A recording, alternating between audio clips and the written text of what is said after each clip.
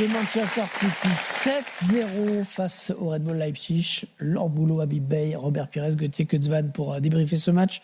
Avant les images de Porto-Inter plus exactement, puisque le match retour avait lieu au Portugal. 7-0, est-ce qu'on est dans les records là, en Ligue des Champions à ce stade? Pour Manchester City, oui, c'est un record égalé. Il y a 3 ans, ils en avaient déjà passé 7, un 7-0. Un autre club allemand, Schalke 04, qui avait été battu, pareil, en 8e de finale retour, 7-0 à l'Etihad par Manchester City. Et hors City, on a déjà eu des 8. Le final, lorsqu'on fait un triplé, on garde le ballon. Quand on fait un quintuplé, je ne vous pose pas la question, vous avez jamais marqué 5 buts. Qu'est-ce que vous en savez? Alors, je n'ai jamais marqué 5 buts. Mais ça tacle. Si, à l'entraînement, mais à l'entraînement, c'est arrivé. Et t'as gardé le ballon? Je confirme. Je confirme. Mais c'est bien, comme ça, ses coéquipiers vont signer dessus. Ouais, c'est ça. C'est rare, c'est un beau souvenir. Vous confirmez quoi, Khabib n'a jamais marqué 5 buts? Non, qu'il a marqué des buts à l'entraînement. 4. Parce qu'en fait, on a eu le privilège de jouer ensemble, mais qu'à l'entraînement. On était dans la même équipe, on n'a pas eu la chance de jouer en match. Ah, Aston Villa, c'était? Oui, monsieur. Ah, c'était la fin. Mais on n'a fait que s'entraîner. Elle est pas simple. Vous étiez avec des débrouillés. Il a dit c'était la fin, c'était vraiment la fin. Ils avaient de l'arthrose dans les genoux. Pour moi, c'est vraiment la fin aussi, ouais. Bon, en tout cas, c'est pas la fin, c'est le début pour Haaland. Alors qu'il y a eu l'état de grâce de l'attaquant, un sens du placement, et on a tendance à se dire. Il est toujours là, il a un peu de chance, mais c'est pas de la chance, fatalement, si les ballons reviennent toujours sur lui. Non, je pense qu'ils sentent les situations. Si on marque autant de buts quand on est attaquant, c'est aussi parce qu'on a cette séance du placement et puis ce flair. Ce qui est sûr, c'est qu'on le voit dans cette situation, il a l'attitude d'un attaquant qui sait que le ballon peut être repoussé par le gardien. Là, pour le coup, c'est par la barre transversale. Là, il faut aller la chercher, elle est haute quand même. Ouais, et puis je pense qu'il a été aussi un petit peu piqué ces derniers temps. Il y a un sentiment de révolte. Et je trouvais que dans ce match, il y avait... Alors, il est toujours très déterminé, mais il y avait peut-être quelque chose de supplémentaire pour lui dans ce match ce soir. Ça, c'était les 2 premiers. Le 3e, avec ce ballon qui lui est dégagé dessus, alors qu'il avait flirté avec la ligne de but. C'est comme un prédateur à ballon, finalement, dès qu'il flaire quelque chose, un petit peu l'odeur du sang, lui, c'est le but.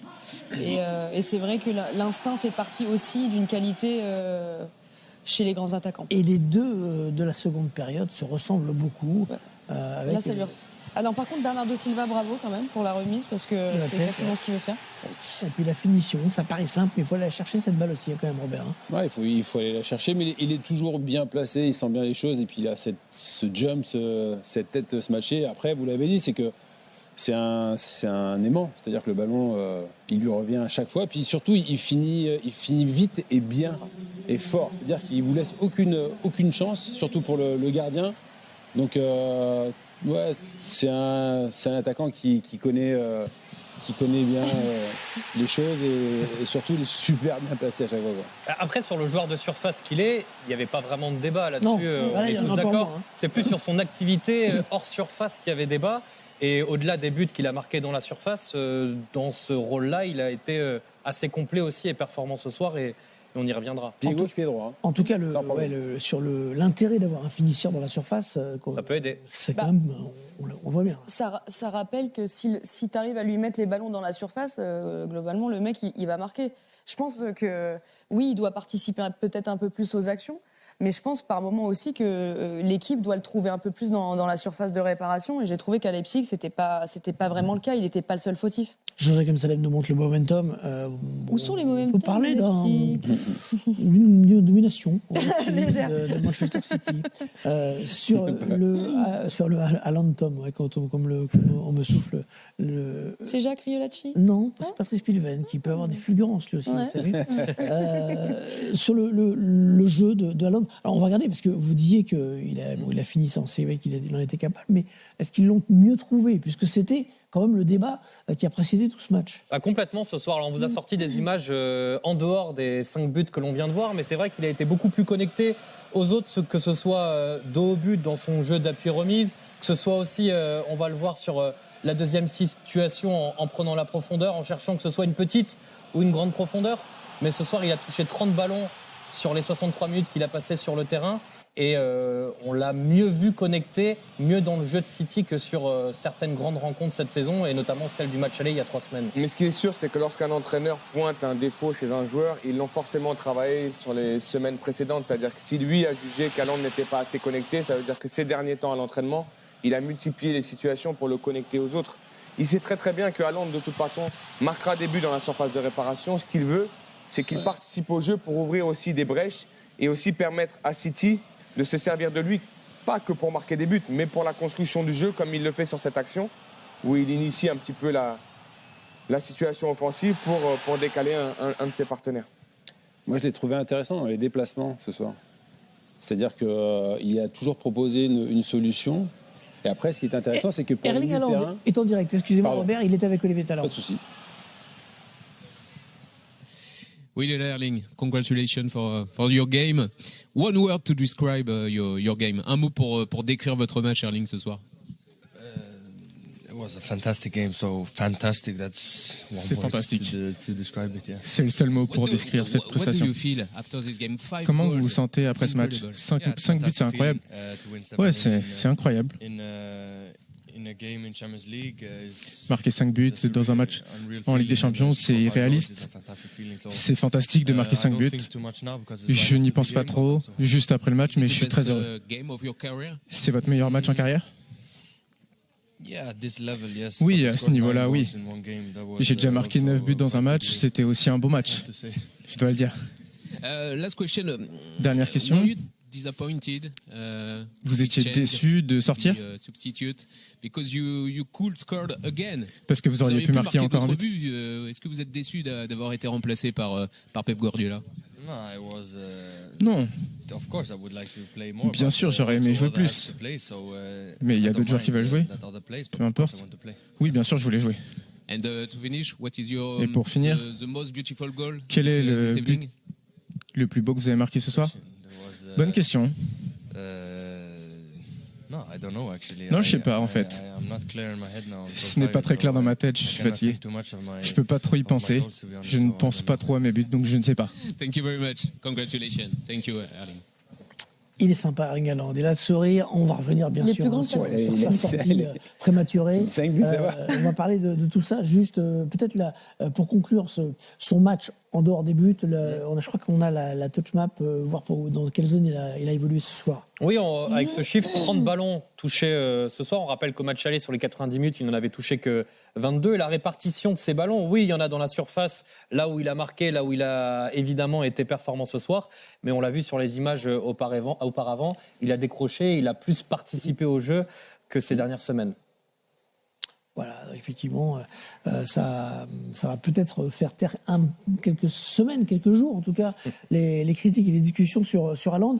Quintuplé, record, égalé. D'autres joueurs avaient marqué 5 buts dans un match de Ligue des Champions. 2 joueurs l'avaient fait avant lui, ça reste très rare en Ligue des Champions. Alors on est remonté sur l'ère Ligue des Champions, il y en a eu 10 avant 1992, mais depuis 1992 et l'ère Ligue des Champions, il y a eu Messi avec Guardiola en 2012 lors d'un 8e de finale Barcelone-Leverkusen et un peu moins connu Luis Adriano, ancien brésilien du Shakhtar Donetsk en 2014 en phase de groupe sur la pelouse du Bate Borisov. Haaland est donc le 3e.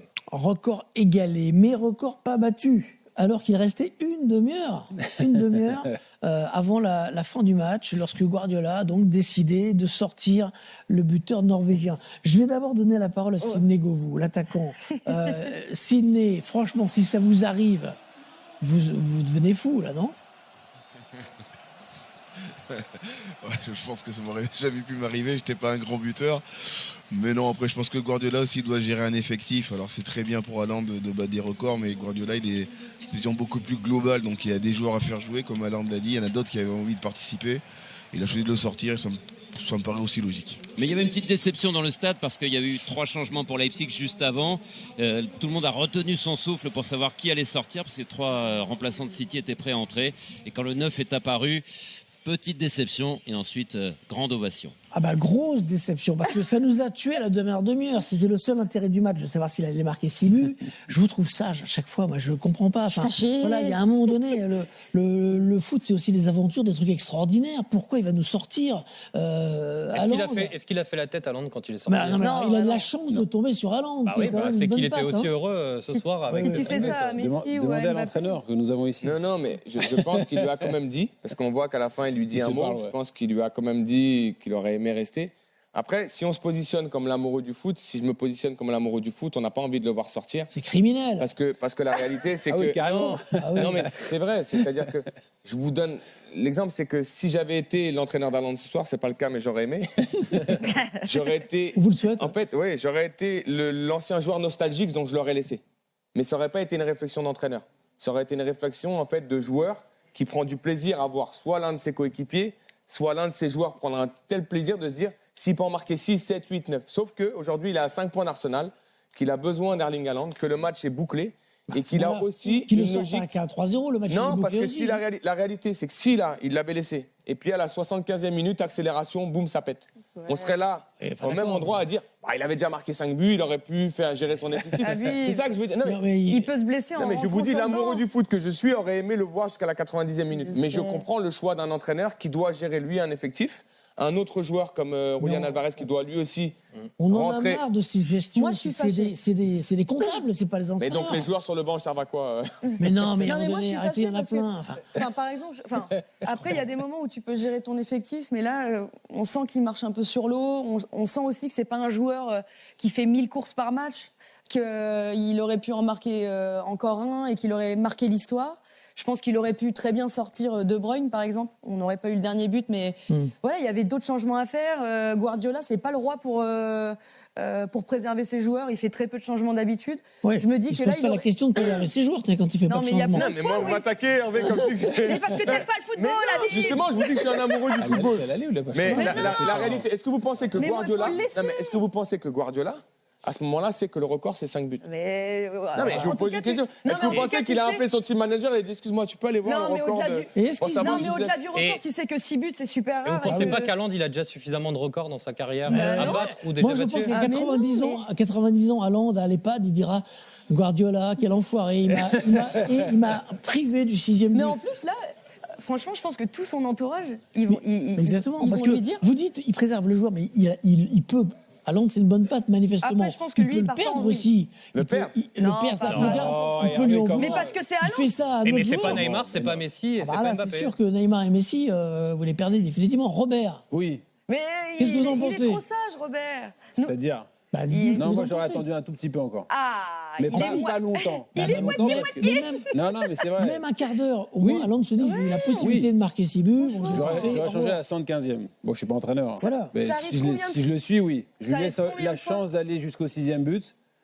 Voilà. Et après, il y a Ouais, d'autres mais- joueurs. Et- Non, mais le Et débat... on- juste une chose, est-ce qu'on a le droit d'aimer le foot et de penser ce soir qu'il y a plus important dans la saison de City que Oui. marquer 5 buts lors d'un match qui Oui, est mais est-ce qu'on a le terminé droit d'avoir des de émotions huitième de finale de Ligue des comptables Champions. on dit, ouais, la Bah là, c'est des gestion, stats. machin Là, et c'est tout. pas des émotions, c'est des stats. Hein. En plus, Ouais. non, Ah mais bah voilà, non, mais en voilà, plus, pas de comptable, des émotions, vous c'est les stats. Il y a un mais- autre facteur. Non, mais dis là, 6 buts, c'est des Il y stats, a un c'est pas autre des facteur. émotions. Bah oui, bah Les émotions, il les a mais déjà c'est eues, il a l'émotion d'un marqué joueur qui marque 6 suffisamment de buts quand buts.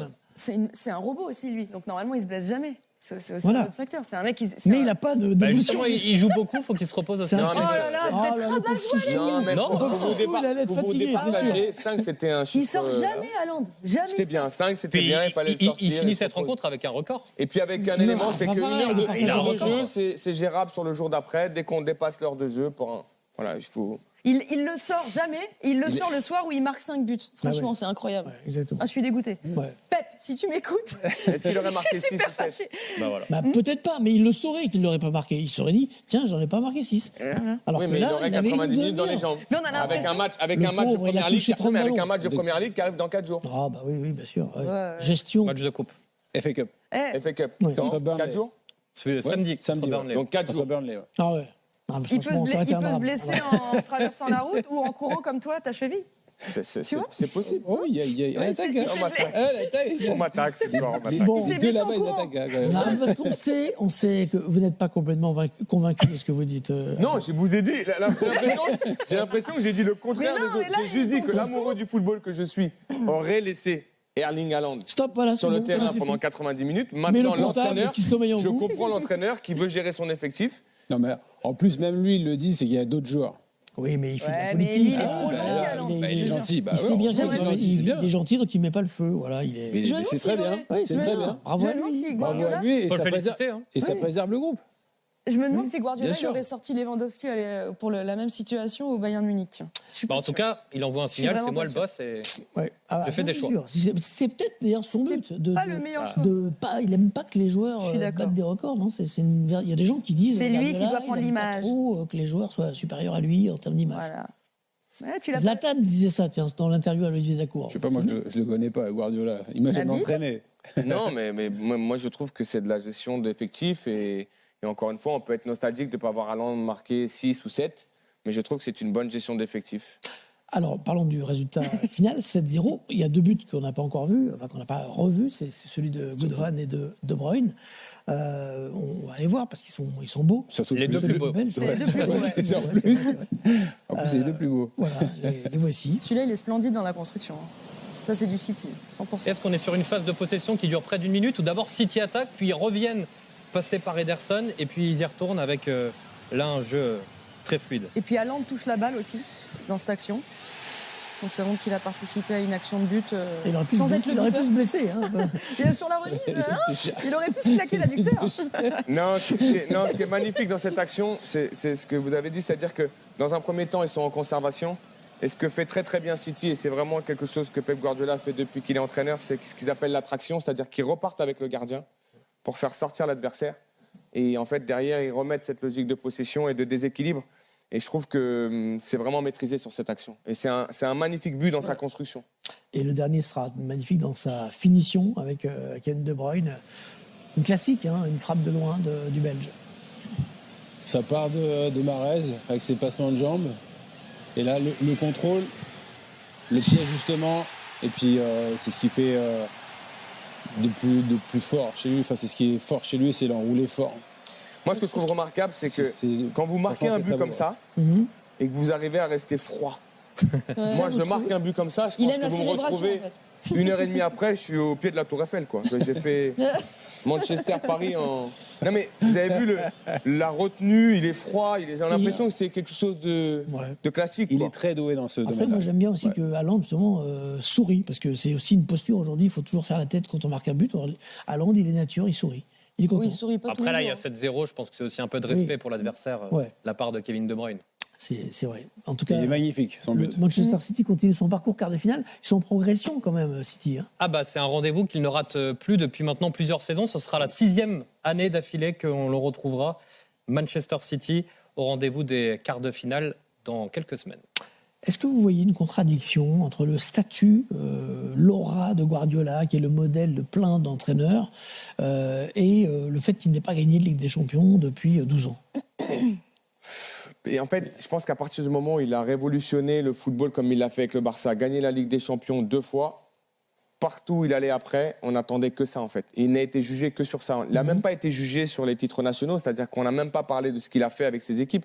On a juste dit, OK, il est champion d'Allemagne, il a gagné la Coupe d'Allemagne, il a battu tous les records de buts marqués, records de points. Mais les gens ont dit, ouais, mais il n'a pas gagné la Ligue des Champions. On ne peut pas juger un entraîneur que sur cette compétition-là. Pas que sur ça, mais c'est 12 un ans, élément. ça fait long. Oui, non, mais On peut c'est se un dire, élément il est temps qu'il la aujourd'hui gagne. qui lui est reproché du côté du Bayern, qui lui est reproché aujourd'hui du côté de City. Moi, je pense qu'aujourd'hui, sur les 15 dernières années, aucun entraîneur a autant révolutionné le football que lui. Dans la logique de l'implication du gardien, dans les latéraux à l'intérieur, dans plein de choses au niveau du jeu, beaucoup d'entraîneurs s'en sont inspirés. Il y a aujourd'hui des entraîneurs et des très bons entraîneurs qui disent Pep Guardiola m'a inspiré dans ce que j'ai fait. Donc je pars du principe que ça, c'est quand même une philosophie et un héritage que lui a développé de Cruyff, mais qu'il a aussi amené dans tous les footballs. Parce qu'il est allé en Allemagne, il bat tous les records. Il ne gagne pas la Ligue des Champions, d'accord ? Il vient en Angleterre, pareil, il bat tous les records. Et aujourd'hui, il est quand même champion d'Angleterre 4 fois sur les 5 dernières années dans un championnat qui est hyper compétitif. Et je trouve que ça, déjà, c'est pour moi exceptionnel. De continuer à faire ce qu'il fait année après année et de continuer à avoir une équipe qui marque autant, qui produit autant de jeux. Et oui, son talon d'Achille hors Barça, c'est le fait de ne pas avoir gagné la Ligue des Champions. Il a fait des finales, parfois ça s'est joué à rien. Je pense ce qu'on peut lui reprocher, même si aussi je le trouve exceptionnel et que je ne juge pas que là-dessus, c'est que je pense au match qu'il perd contre Lyon et je pense à la finale qu'il perd contre Chelsea. Par moments, il a voulu se réinventer dans des moments où il ne fallait pas le faire. Et je pense que par moments, il avait des certitudes dans le jeu et qu'à vouloir trop exister dans un match, il en a perdu la finalité, à savoir le résultat. Ce match contre Lyon, je ne sais pas si vous vous en souvenez, mais c'est un match qu'il doit gagner 300 fois en fait. Il a voulu changer son système de jeu, il est passé à 3, tout le monde était surpris.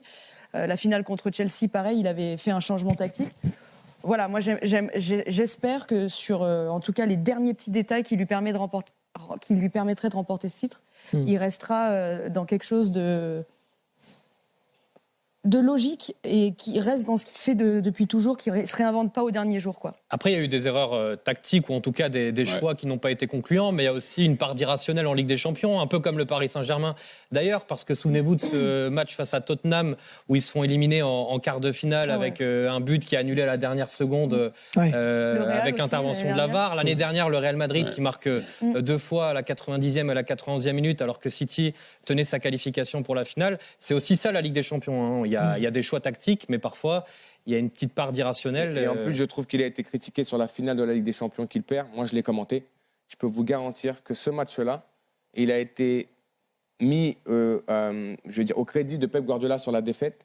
Moi, je trouve qu'ils font un très bon match. Et les choix qu'il fait, au départ, sont payants. C'est-à-dire qu'il a la maîtrise du jeu. Ils se font prendre en compte sur une sortie de balle de Chelsea. Mais je trouve que c'était typiquement Guardiola et ce qu'il était capable de faire. Donc c'est vrai qu'il est jugé sur le résultat parce qu'il a mis le résultat tellement haut, il a mis la philosophie du football tellement haute qu'aujourd'hui, on ne peut pas le juger autrement que « Ah, il est là, donc il doit gagner la Ligue des Champions ». Je trouve qu'un héritage ne se gratifie pas que par la logique de la Ligue des Champions. Aujourd'hui, ce qu'il fait depuis 15 ans, pour moi, est phénoménal dans le football européen, à travers les statistiques, le nombre de buts marqués par ses équipes et le spectacle produit très souvent quand même dans une saison. 95% du temps, ces équipes, aujourd'hui, quand on les regarde jouer, on se dit waouh, quand même, ce qu'ils produisent, c'est exceptionnel. Avant de filer à Porto pour le Porto-Inter, on va quand même ouvrir le dossier VAR, parce que ce match a aussi basculé dans un premier temps sur des décisions contestables de l'arbitre slovène de cette rencontre, et notamment ce ballon qui, de la tête, est propulsé à bout portant sur le bras d'Heinrich, l'ancien monégasque, sanctionné d'un penalty. Alors que personne n'a rien demandé, Mister Camion appelle. Même le joueur, personne. Il se souvenait même pas avoir touché la balle. Donc, franchement, je pense qu'il l'a même pas senti. Il l'effleure, ouais. Mais personne n'a réclamé le penalty. C'est ça qui est incroyable. Non, mais quand on saute, ça n'a aucune incidence sur l'action. Aucune incidence. Je trouve que il est comme on l'a dit tout à l'heure, il est en train de sauter. Donc, je pense que c'est des situations où il faut prendre un peu de recul sur l'intentionnalité de la main. Quand on saute, on écarte un petit peu les bras. Donc, je suis pas sûr qu'on le revoie, l'arbitre. Ouais. Il est slovène. On lui a mis moins 2 sur 10. Il est slovène quand même. C'est la même politique que le président de l'UEFA. C'était l'arbitre de la finale de la Ligue Europa l'année dernière. Oui, ciao. Ciao. Tiens, Benjamin Heinrich, qui était donc sur l'action, est au micro d'Olivier Talaron. On va écouter son avis. Le penalty qu'on a reçu, c'était pas vraiment un penalty. Il a sifflé que je joue avec les mains. J'ai parlé avec l'arbitre après le match et je lui ai dit que ça c'est pas un jeu avec les mains. Il m'a dit il a même pas vu ça. Vous l'avez touché vraiment de la main? Moi, j'ai pas senti. Même sur le terrain, quand il m'a donné le carton jaune, je savais pas qu'est-ce qui se passe. Sur le ralenti, on se dit il l'effleure à peine. Ouais, moi, même si je vois les vidéos maintenant, je suis pas sûr si je touchais avec les mains, mais l'arbitre, il m'a dit ça c'est le VAR, les vidéos qui a décidé, même il n'a pas vu, mais il faut décider comme ça, on doit accepter, on peut rien faire. Après au final, c'est vrai que City était fort quand même ce soir, on peut le dire. Ah ouais, bien sûr, on peut pas parler sur l'arbitre si on perd 7-0 ici. Je pense que le match chez nous c'était bon, le deuxième mi-temps, mais maintenant aujourd'hui on a vu que si c'est 2-0 pour City, si ça commence, si eux sont dans le flow, c'est pas facile de jouer ici. Spécialement avec le joueur qu'il y a, beaucoup de qualités individuelles. Mais quand même, on peut pas perdre 7-0 ici, ça c'est pas bien. Un dernier mot, parce que c'est un record quand même. Haaland, il met 5 buts ce soir. C'est un phénomène pour vous? Ah ouais, bien sûr, il est fort, il est costaud. C'est un jeu extraordinaire. On a vu aujourd'hui, je pense aussi que notre centrale défense, ils sont vraiment forts, mais il a marqué 5 buts aujourd'hui, alors ça montre comment il est fort, qu'est-ce qu'il y a. Et ouais, je pense qu'il est actuellement le meilleur attaquant. Merci beaucoup et bon courage pour la suite. Merci. Benjamin Reich, qui a, vous l'avez entendu, conservé un excellent français de son bref passage pourtant à Monaco. Dernière image quand même de la VAR, qui est intervenue alors qu'on n'avait pas besoin d'elle, là, et qui n'est pas intervenue quand on avait besoin d'elle, sur la sortie kamikaze d'Ederson. Alors là, on l'a rien compris, hein, parce qu'il y a une sortie de malade du gardien brésilien qui va découper en deux. Schumacher. Boum. Ouais. Timo Werner.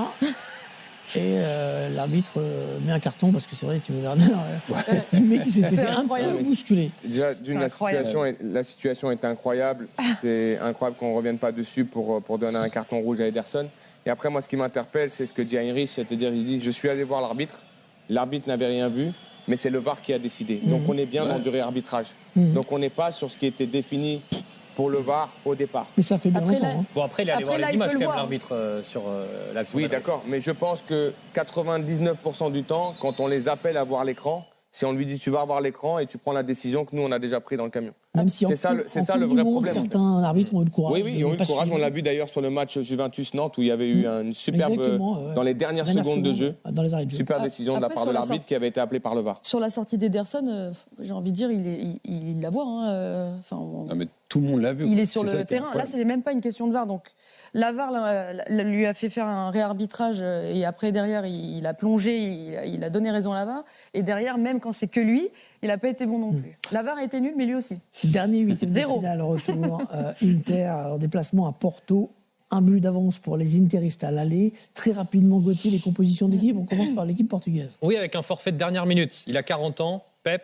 Il n'était pas là ce soir, ni sur le terrain, ni sur la feuille de match. Il n'était même pas sur le banc. Du coup, il y avait un autre Pepe, le Brésilien un peu plus jeune, qui évolue dans cette équipe de Porto, concoctée par Sergio Conceição. On retrouve notamment le meilleur buteur de cette équipe, Taremi, l'Iranien, qui empile les buts cette saison. L'Inter, avec là quasiment la même équipe qu'au match aller. Il y avait deux changements dans ce 11 de départ. Skriniar, le futur Parisien, normalement, qui était absent ces derniers jours en raison d'une blessure au dos, était sur le banc ce soir, remplacé par Darmian. Sinon, dans ce 3-5-2 habituel, on retrouvait devant Dzeko et Lautaro Martinez, le buteur du match aller, Lukaku, était sur le banc.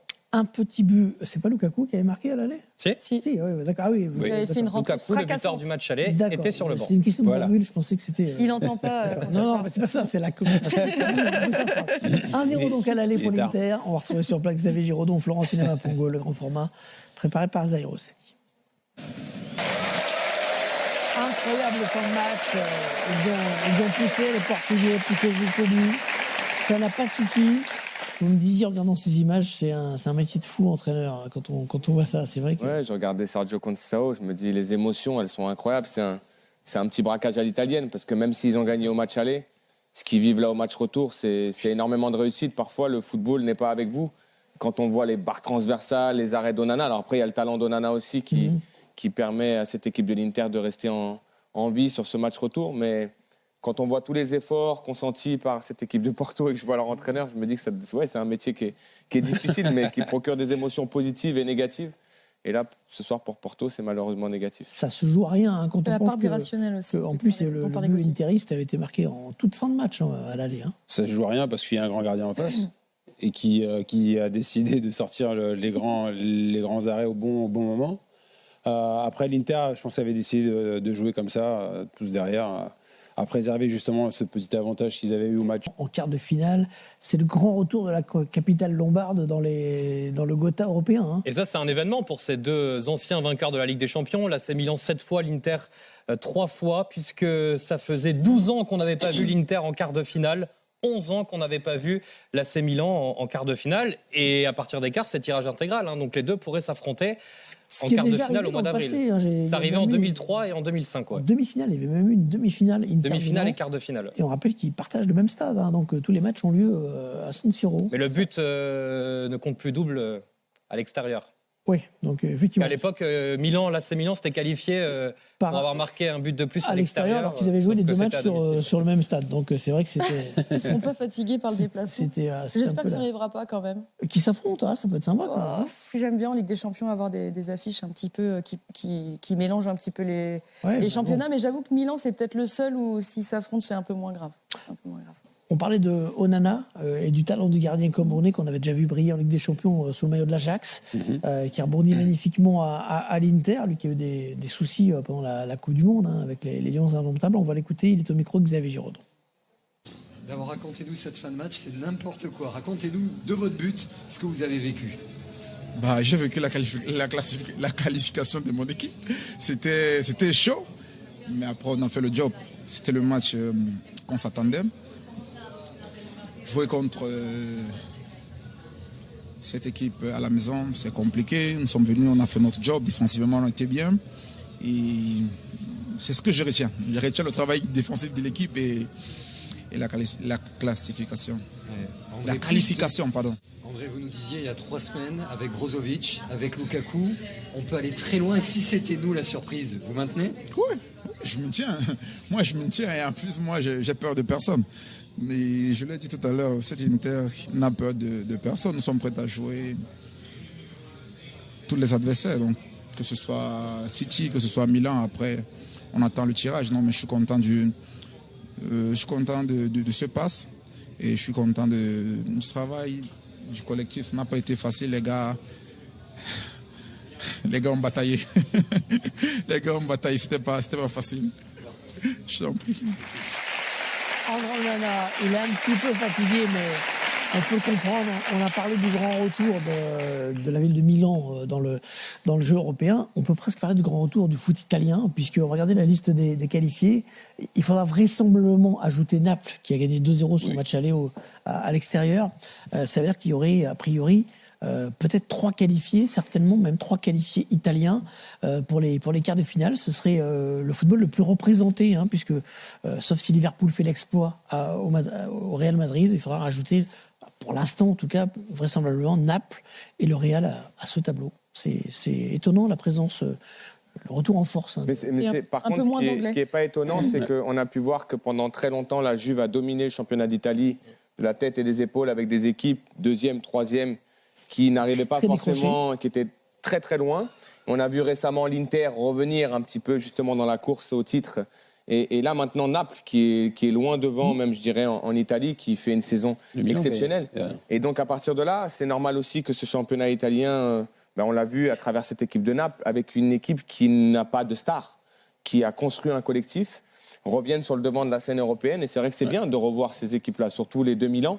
Parce que c'est quand même l'histoire du football européen avec des grands matchs, des grands joueurs, des grands entraîneurs. Et c'est bien de les revoir à ce stade de la compétition. Ces 2 clubs qui ont longtemps, avant d'être compétitifs en Europe, étaient déjà plus compétitifs en Italie, qui sont revenus dans le top 4, qui sont redevenus champions l'AC Milan l'année dernière, l'Inter l'année précédente, et qui maintenant redeviennent compétitifs aussi en Europe. Donc il y a une progression là depuis quelques années et qui aboutit à ce retour en quart de finale. Napoli-Francfort en résumé demain, et puis le match en intégralité, donc le fameux match retour entre le Real et Liverpool à Santiago Bernabéu. On se retrouve même lieu, même heure, donc demain, 19h50 pour le Canal Champions Club en clair, jour de foot auparavant, et donc 21h le match Real-Liverpool. Merci beaucoup Habib, merci Robert, merci Gauthier, merci Laure, Jacques Riolacci en régie avec Grégory Novak, merci à toutes les équipes techniques éditoriales menées par Jean-Jacques Salem et par la mythique